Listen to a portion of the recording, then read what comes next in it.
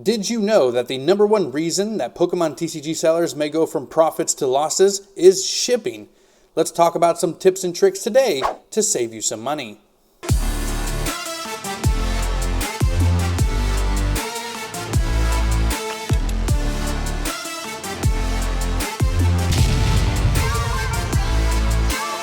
What's going on, Funhouse crew? Welcome back to the channel, TCG Funhouse, where we talk all things Pokemon TCG. That's right, guys. Everything from selling to investing to collecting to unboxings, some live streams. That's right, guys. We do 5 to 6 videos per week here on the channel. So if you're a Pokemon TCG fan, make sure you slap that subscribe button and hit that notification bell so you don't miss any future content. But now that super YouTube serious part is out of the way, did you know that we have a giveaway going on? That's right, the month of September is coming to an end, so one lucky subscriber is going to be winning a Lost Origins Elite Trainer Box, and if you want your entry details on that giveaway, stay tuned to the end of the video. But without further ado, let's go ahead and dive right into today's topic, everybody, and that is shipping. The number one way that a nice, profitable sale might turn into a loss, a disaster, and a frustration for your Pokemon TCG business.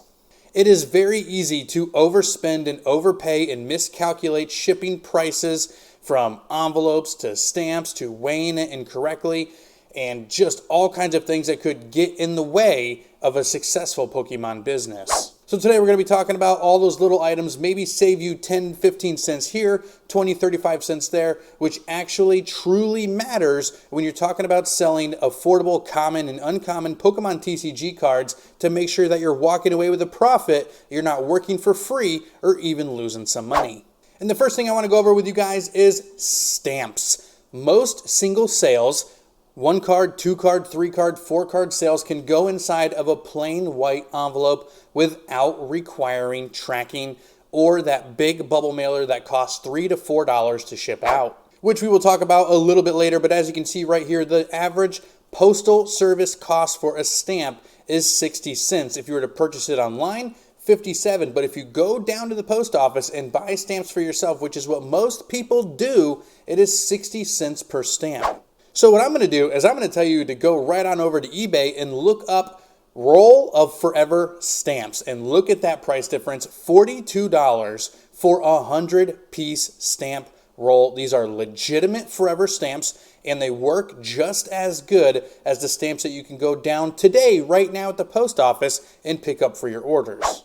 So if you learn anything from me today, this is the one thing I want you to take away, because I just saved you 18 cents per shipment that you did. And when your cards are selling for 23, 24, 25 cents, this 18 cents on the stamp matters huge. It turns a loss into a profit on very affordable, cheap sales.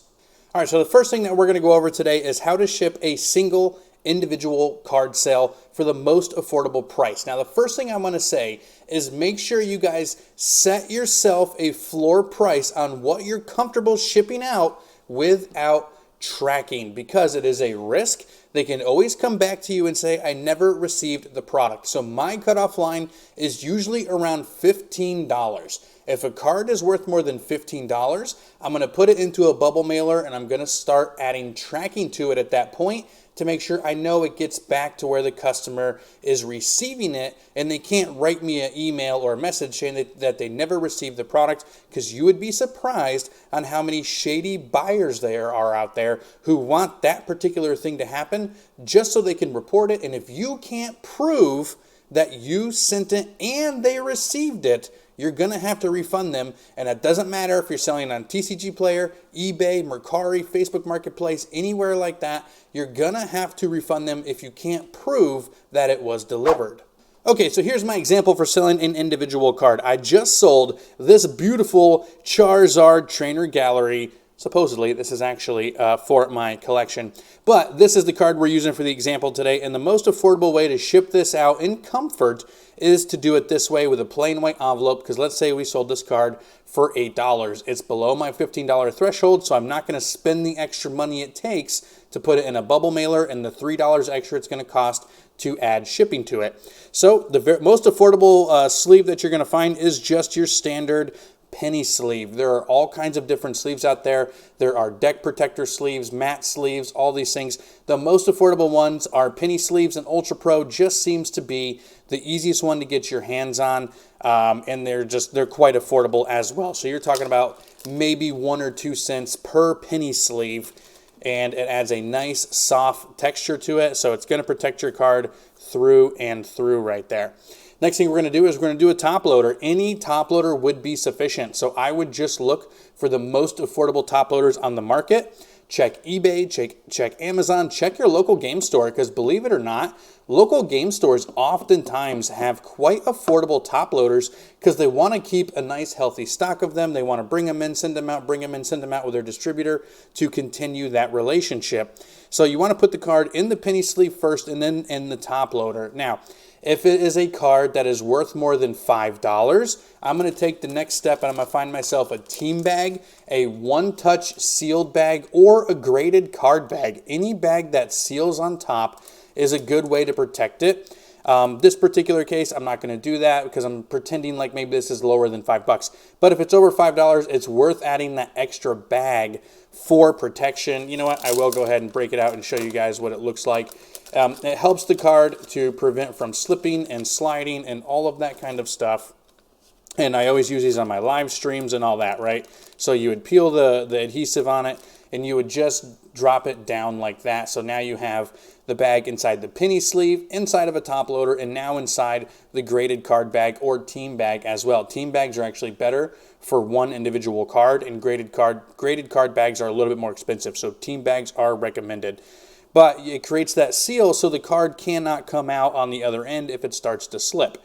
Now, you can start to get into that might be losing some money range if you're putting 25-cent cards inside team bags, right? You got to cut those costs down.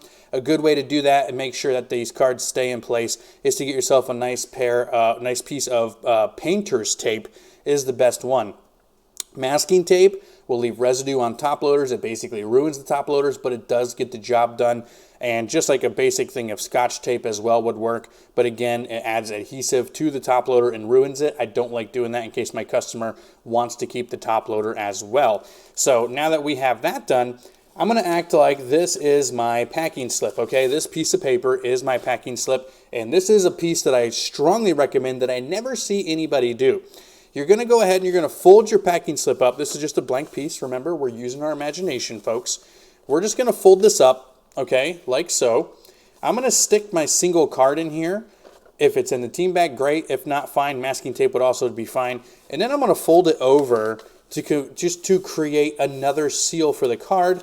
And I'm going to fold it the long way closed and the other long way closed as well, creating another barrier for your card. This is just more poofy protection, another way for the card not to slide out of the top loader, and just things like that. It's another layer of protection, and I don't see people doing this. I see people over on TCG Player all the time sending cards without a piece of paper and a packing slip. Put the packing slip in there. It helps remind the customer who the seller was, what particular card you bought it, what date it was bought, the price they bought it for. Because if it was a high-end card, they're going to want to know that. If it's a lower-end card, who knows, who cares? They may even forget that they bought it. Remind them, put the packing slip in there, guys. Trust me. Now that card is protected, we're going to put it right inside just a plain envelope. I go the extra mile, and I do spend the extra cents for the security envelope. I don't want people being able to just hold it up to the light, be able to see right through it and maybe see that there's a card in there, see the packing slip, see it says Pokemon, and then they're going to try to rip it open, something like that, right? So I like to buy the security ones, and I don't buy the big, like 8-inch ones or whatever they are. I like to get the smaller ones. It's just a better feel. Some people like to go even smaller and buy like the invitation envelopes. They just cost too much money, and it cuts into your profit margin. Using these do not cut my profit margin very much, but you can save 1, 2, 3 more cents by just getting the standard longer paper-sized envelope, which I just like to do this. You guys can do whatever you want, but it's envelopes. You can get these at Walmart. Places like Sam's and Costco are a very good place to buy a ton of envelopes at a very, very cheap price. So I would recommend, if you have a membership at Sam's or Costco, get your envelopes there. And then you just stick it in, right? Bam, just like that. Easy peasy lemon squeezy, seal it up, you got your stamp up here. Here's my roll of $42 stamps that I have been using just to show you guys 100% effective. They do work. They're not fake stamps. They go through every single time. I've never had one come back. I'm also going to recommend picking yourself up a stamp, one of these return address stamps where you just go boom, you put it right on there, because you're going to save yourself 10, 15, 20 minutes of just writing return addresses on your envelopes. If you have 15 sales, 16 sales in one night, imagine having to write your return address that many times in one night. That is absolutely insane. And another best practice, cut and tape the address straight from the TCG player packing slip right on there. Tape it, cut it, tape it. That way it's never wrong. So if it does come back with an invalid address, it's not because you wrote it wrong. Plus, again, it saves you about 10 to 12 seconds. So that's my recommendation, guys, for shipping single cards under like 15 bucks. Pick yourself a value, though. If you're under $10, if you're under $8, that is completely up to you. I'm comfortable going up to 15 bucks and trusting my buyers to make sure that they don't screw you. If they do screw you, put them on a do not buy list so that way you do not sell to them again. But yeah, guys, that's how I ship my single cards out in the most affordable way possible. So that was selling single cards. And the number one question that people usually ask me in these types of videos is actually more pertaining to the bulk side of things and how to ship out multiple cards while also trying to save the most money on top of that. Because it's very, very easy to oversell 5, 6, 7, 8, 9, 10, 11, 12 cards on TCG Player for 20 cents. And then all of a sudden, you can't put them in just a standard envelope because they're not going to fit inside their little machine that they have. And you have to spend the $3.50 to put it inside a bubble mailer. And all of a sudden, you just sent out those 12 cards for free because of the $3 increase in price it cost you to ship. So we're once again back on eBay because the easiest way and the most affordable way to get yourself some bubble mailers for me that I have noticed is on eBay. Here is the lot that I like to purchase, and they have different colors that you can choose from. It is 1,000 5x8 bubble mailers for $94. You're looking at 9.4 cents per bubble mailer by purchasing this. Buy in bulk. You're going to save yourself a crap ton of money. You can buy 100 for like $25 to $26.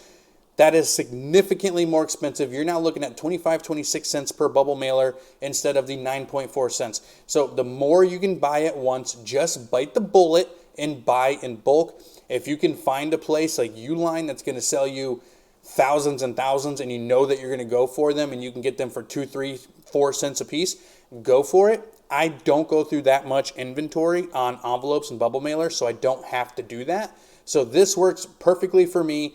eBay is a great source to buy this sort of stuff. They actually ship fairly quickly, and I've never been let down by their product ever.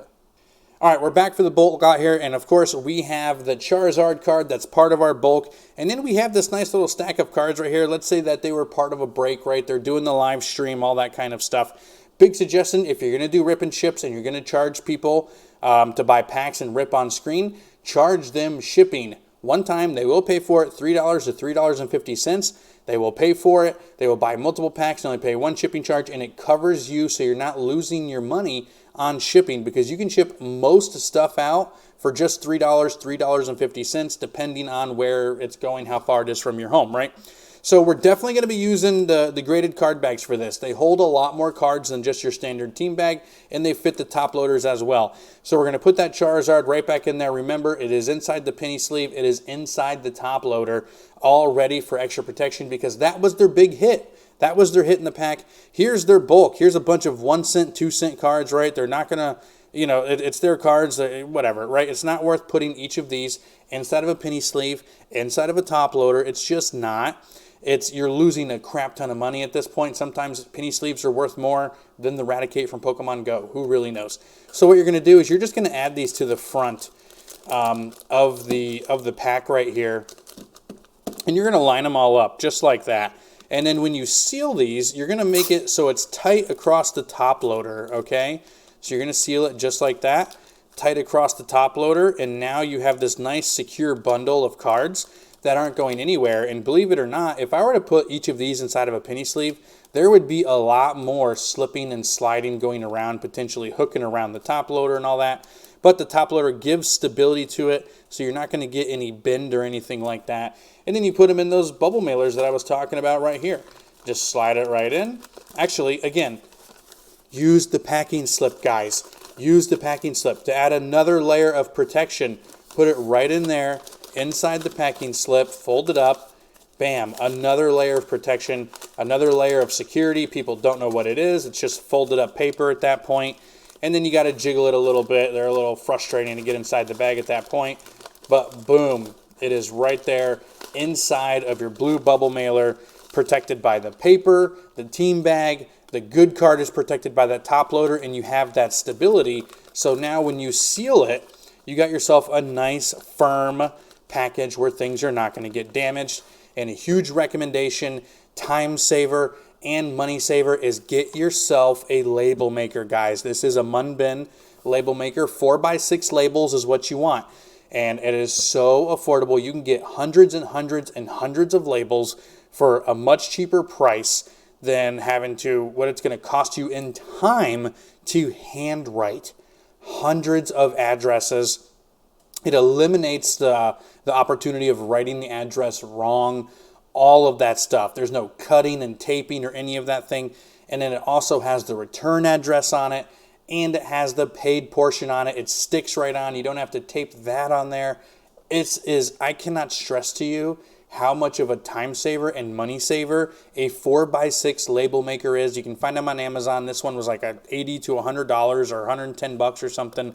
Munbin. They usually come with 100 to 200 labels already, and then just to restock on just basic stock labels is so affordable, it's ridiculous. The number one recommendation I can make for doing shipping with tracking is to buy a 4x6 label maker. It works for these. It works for big boxes you're selling. No matter what, you slap it right on there. The biggest time saver, most efficient, is the label maker. Definitely recommend the Munbin as well. It's massive, guys, massive. All right, the video was a little bit longer than I wanted it to be, but I wanted to make sure I was not only giving you guys my opinions and my tips and tricks, but also showing you guys firsthand how you can properly ship your cards safe and secure, and maybe even save you some money in the long run, because the number one way to lose a customer is to ship them something that's going to get damaged in the mail, especially if they bought it near mint or they bought some packs for you on a live stream and they showed up damaged and destroyed. The number one way that somebody will never buy from you again. So hopefully some of these tips and tricks helped you, but this is the end of the video, and I know you really want those entry details. You've waited long enough. Here they are. That's right, we are bringing the giveaways back to TCG Funhouse here in the month of September, and we are giving away the brand new set, Lost Origins. That's right, for the entire month of September, we have an Elite Trainer Box giveaway going on, and all you have to do to earn your entries for this particular video is make sure you're a subscriber, hit the like button on this video, and leave a comment down below. And you can do that on every single video in the month of September for more entries, one entry per video, and then we will give it away during a live stream at the end of the month, guys. It's going to be so much fun. I'll see you there.